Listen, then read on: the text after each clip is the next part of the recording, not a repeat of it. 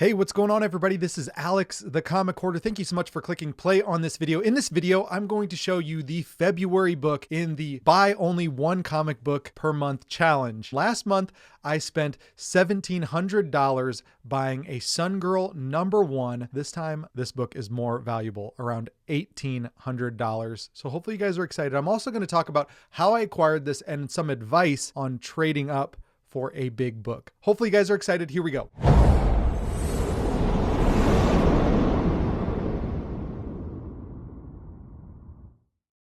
All right, for my February book, this box that I got is from BRC Comics. We all know Brian. He's a great content creator here on YouTube. He's also a great community member in the comic book community, and he has a great shop. He didn't ask me to do this. This is not sponsored, but I'm going to suggest that you go check out bryscomics.com. If you've never been there, he's got great books for sale, and then also mystery bags, mystery boxes, and books for trade, which is what I did for my February book. I'm going to talk a little bit about the trading experience with BRC Comics. I've done several deals with Brian. I want to promote a fantastic experience for me. So number one is Brian allows trading for some of his books. He will also offer to buy your books outright, which is really, really great. If you need money, if you've found a book that you want on eBay and you're like, gosh, I need to sell books quick because I want to snag that one. Have a list ready, prepare it, and give it to Brian and see what he'll be able to offer you. Now I'm going to talk specifically about how that process works for me. I create an Excel document and I put the grade, the book, the issue number, the manufacturer, any kind of keynotes, and then I put what I value that book. And I'll give you a specific example right here. This is Marvel graphic novel #4 from 1982. It's the first appearance of the New Mutants. This is a 7.0 white pages. I recently looked up on Go Collect that this is a $79 book. So I'd probably put a valuation of this at $80 just to make it even, make it easy,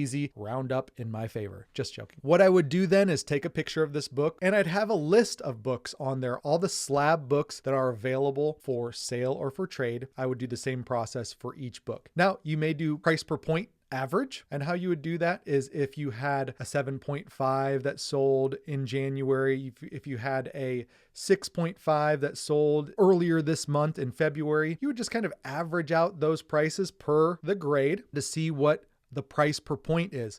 So say it's $10, $11, $12, somewhere in there. You would just multiply that $11 with 7 and figure out that this book is probably worth around that $77 to $80 value. So that's how I kind of average out my books or come up with a price when there's no 7.0s that have recently sold. Then I would send that list to Brian. He would take a look on GP analysis and see if he agrees with my grades. Now he may actually bump my book up in value if he said, well, there's some really recent sales where I would probably try to sell this book for $95 because there was 2 or 3 sales that just recently happened that you may not see on Go Collect for whatever reason. And so he may bump up the value of my book. He also may decrease the value of my book if he's seeing that on GP analysis, there are other sales that I'm not seeing or other data that I'm not seeing. Maybe it's the price per point that he's seeing to where he thinks maybe this is more of a $65 to $70 book. He would send that list back to me with his notes and his comments, and we'd agree on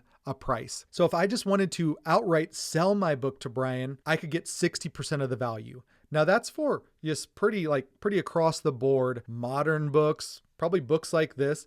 Now, if you had an AF-15 that he was really interested in buying, he may give you a bigger percentage. I'm not sure. I don't want to put words in his mouth, but I assume that he would be a little bit more competitive if you had a big book like an X-Men #1, Fantastic Four #1, #5, etc. But I don't want to put words in his, if you have any questions, if you have those big books and you want to know what Brian would pay on those, ask him. For trade value, he gives you 100% of the agreed upon fair market value of your book, which is great because if we both agreed that this is an $80 book, I'd have $80 trade value with Bry on bryscomics.com. Now he would also mark up his book by 20% just so that there's an extra margin there for him to make money on. So really do appreciate the options that you have with BRC Comics. Now, I put together a list of about 15 books and I'll share a picture of what I ended up trading with Brian for this book. And so you can see there are several great books in here, great covers. They're all modern cover collecting style books. And I wanted to kind of de-modernize my collection with these modern covers, build up a smaller, more focused collection on bigger books, more important historical books, in my opinion, for my collection. Now, these are really, really cool books. They're great artists. They're great covers. But in my opinion, the book that I got from Brian is more of what I want my collection to be. So without further ado, let's get into this box and see what's in here. So we had plenty of packing surrounding this book. It's even in one of the bubble mailers that I sent my books in to Bry, so I'm glad that he was using those as padding. Without further hesitation, this is Detective Comics number 359 from January of 1967. It is in a 7.5 cream to off-white pages, really nice, solid grade. This is the highest grade I've ever owned of this Detective comic books. First appearance of Barbara Gordon, Batgirl. It's got a really cool December 8th date stamp right there, a few days after my birthday. And I absolutely love this cover. I think this is such an important book. Now, it was between this and a Golden Age book that I would have had to purchase, and this one definitely won out by cover significance, my personal appreciation and admiration for this book. I knew that this was the one that I wanted. There's also a Killer Moth appearance. This is a Carmine Infantino and Murphy Anderson cover, and it's a Gardner Fox story. This book is incredible and such a significant first appearance in the Silver Age.